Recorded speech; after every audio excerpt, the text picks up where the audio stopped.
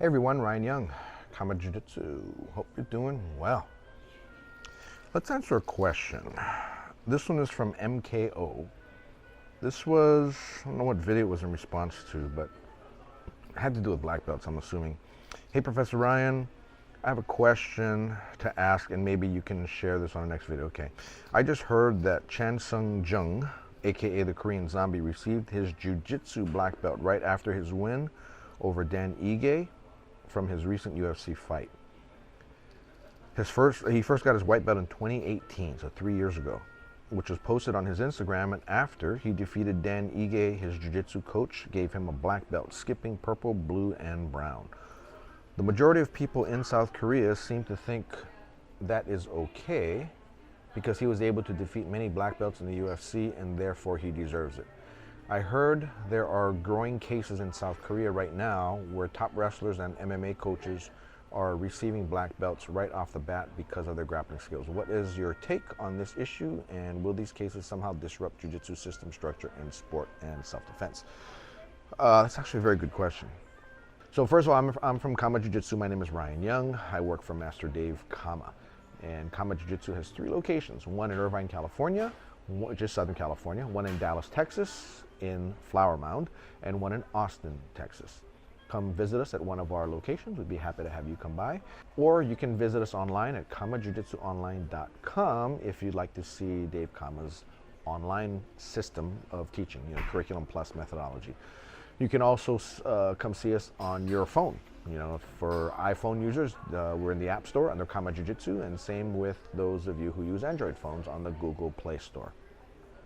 So back to the question at hand, is it okay to give the Korean Zombie a black belt even though he started Jiu-Jitsu 3 years ago in 2018? I'm not one to judge because I don't know the guy, I've never met the guy, I've never trained with him, I've never seen him train. But to say that he doesn't deserve a black belt is kind of similar to someone like, say, BJ Penn, who earned his black belt in 3.5 years, or what's that other guy who got it from Hasten Gracie himself? Smaller guy, I can't remember his name, phenomenal jiu-jitsu competitor, and I think he got his in 3 years. So there are cases where people are just phenomenal and they do get their black belts in very short order. Now, regarding the second part of his question about does a person who beats a jiu-jitsu black belt deserve to be a black belt? Now, in the old days, that kind of was true. So if you were in a jiu-jitsu school and you were a white belt and you trained enough and you fulfilled all the requirements and then you started beating blue belts, then you were given your blue belt just like that. And same purple, brown. Black's a little different story though, because black has historically been not a test of your ability, but more a test of your character and whether or not your professor wants to have you represent him. Brown belts have historically been good enough to hang with black belts. I mean, that's just kind of what it is. If you're a brown belt in jiu-jitsu, traditionally, you're as good as a black belt. The difference between you and a black belt, you as a brown belt and a black belt, has to do with your professor. For instance, I know of one current professor, he's multi-degreed now, maybe five or 6 degrees now. He was under a Gracie family member, and they had a difference of opinion. And he was a brown belt at the time. So first Gracie family member basically told him, okay, we're done. I no longer have any association with you. You no longer have any association with me. And that was that. He ended up having to get his black belt from another Gracie family member. So and as a brown belt, his jiu-jitsu was legit. I mean, I witnessed him beating a ton of people and beating them relatively easily. He was that good. But the first professor just chose not to give him his black belt because he didn't want that tie that forever linked them together, right? Because that is a difference, right? If you receive a brown belt from a particular instructor or you receive a black belt from a particular instructor, it's just like going to college. When you go to college, let's say you go through your first 3 years. You're a freshman, your sophomore, your junior year at ABC University, but then you do your senior year and get your degree from XYZ University, you are now an XYZ University graduate, not an ABC University graduate, even though you spent the bulk of your time studying at ABC school. Same thing happens for Jiu-Jitsu. Nobody really asks where you got your blue belt from. They want to know where you got your black belt from. They want to know where your lineage is. Your lineage becomes the one who got your black belt, right? I know of here's a story of a local guy local to me, trained under one academy for 10 years. Got his brown belt, four stripes. Had a difference of opinion with the instructor, left, went to another school, and within 1 year got his black belt from the other school, and he now calls himself a black belt under that particular member. Right? And this is 11 years now, spent 1/11 of his training time with this new instructor and is now a black belt under that instructor. He claims that lineage, and he says, I do this system now, and I can guarantee you he did not go through and learn their system. He came from another place, right? Realistically speaking, he should be, claiming lineage under that other professor, but since they had a difference of opinion, he left and he's no longer there. So maybe the Korean Zombie trained elsewhere, because I know I saw him in a video with Henner Gracie years ago. It wasn't just 3 years ago, it was longer than that, where I think it was longer than that, where Henner was training with him, which means that the Korean Zombie was training somewhere else.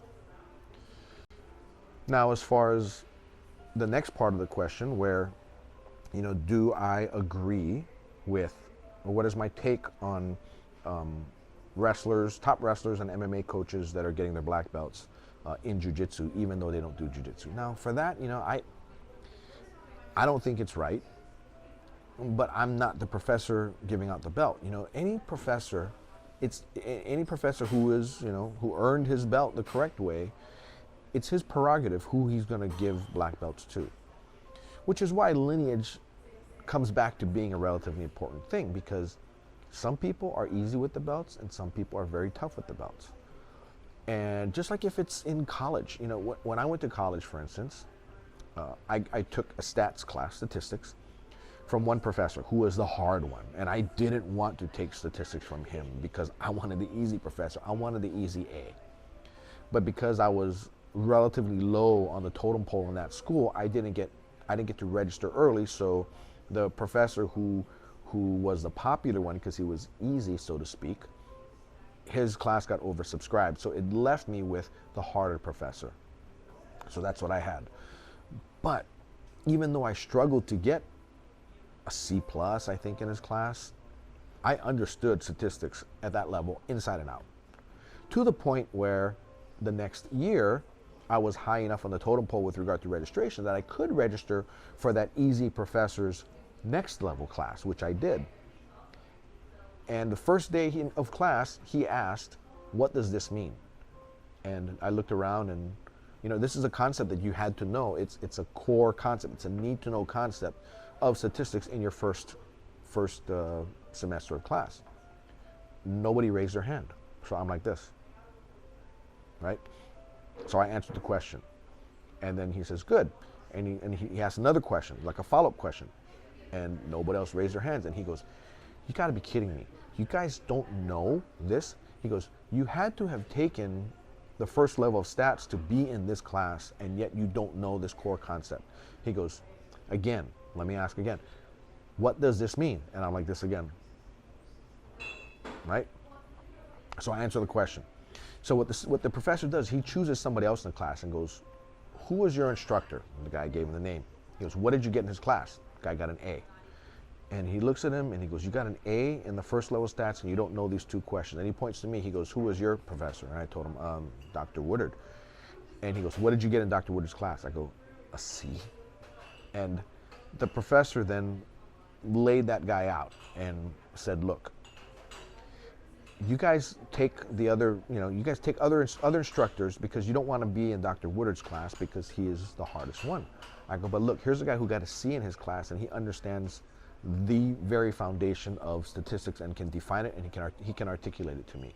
He goes, "How are you guys supposed to be able to do this next level class if you don't know that basic stuff?" And that was the very first time I actually felt good about having gone through a rough professor. Because with the grade being so competitive, right? Everybody's grade point average is so competitive. I wanted a good grade as well so I could have a better grade point average. But I realized that I understood the concept, whereas these other guys who had better grades than me didn't. And when it came time to be practical about it and be able to perform, these other students couldn't, right? I'm no better than them, but for some reason, the fact that I had the hard professor who challenged us, it made it better for me in the long run. So with regard to, jiu-jitsu, and as far as this, gentleman or woman's question about the Korean MMA instructors and top wrestlers getting black belts, they've been challenged in other grappling arts. And I've talked about other grappling arts, how there's a lot of overlap, right? You could have wrestling here and jiu-jitsu here, right? So wrestling, jiu-jitsu, and they're completely different arts in and of themselves. But there are portions where they overlap. And, a takedown is a takedown, right? You get the person off of their feet and onto their backs, right? That's, or pinning them, that's another one. Or, maintaining your top position, that's another thing. Now, you may have different things that come up where, they're exclusive to each other. But if they have this commonality, so wrestler comes into jiu-jitsu class, and with just where they overlap, he's able to dominate this jiu-jitsu guy, so the jiu-jitsu guy now gives him a black belt. Is that right? No, because the wrestler doesn't know this portion, which he needs to know. He only knows the overlap. And it's not a testament to one guy being bad or one guy being good. It's just a matter of, if you want to know the art, if you want a black belt in the art, it makes sense to learn all of the art, right? And if you come in with half of the knowledge already done, then it should be a lot quicker. So maybe the Korean Zombie came in with a good grappling background to begin with. He was wearing a white belt, sure, but he didn't need to start from here and work his way across. He already had it covered through his background here. Boom, right? So all he had to do was learn here to here in the 3 years. And maybe he's a quick learner. He's an athlete, obviously, because top level athlete, he's got to learn pretty quickly. So he maybe spent decades, I don't know how old he is, but let's say he spent years and years going from here to here. Now he just simply slots into jiu-jitsu and then just goes from here to here. And being that he's got a head start, this part is easy. So if that were the case, I'm totally in support of it. It's a great thing, right? He's an accomplished whatever he was prior grappler, and now he's also a black belt in Gracie, or in jiu-jitsu, BJJ, whatever they want to call it, right? Now, as far as people who know absolutely nothing about it, they just come in with this, and they overlap here, and they're given this, they're spotted this without actually having them learn it or teach it. I'm not a fan. But at the end of the day, it doesn't matter what I think. I like these hypotheticals, what do you think about this and all that. But at the end of the day, like I said, I can only worry about me, and I can only worry about what our students learn.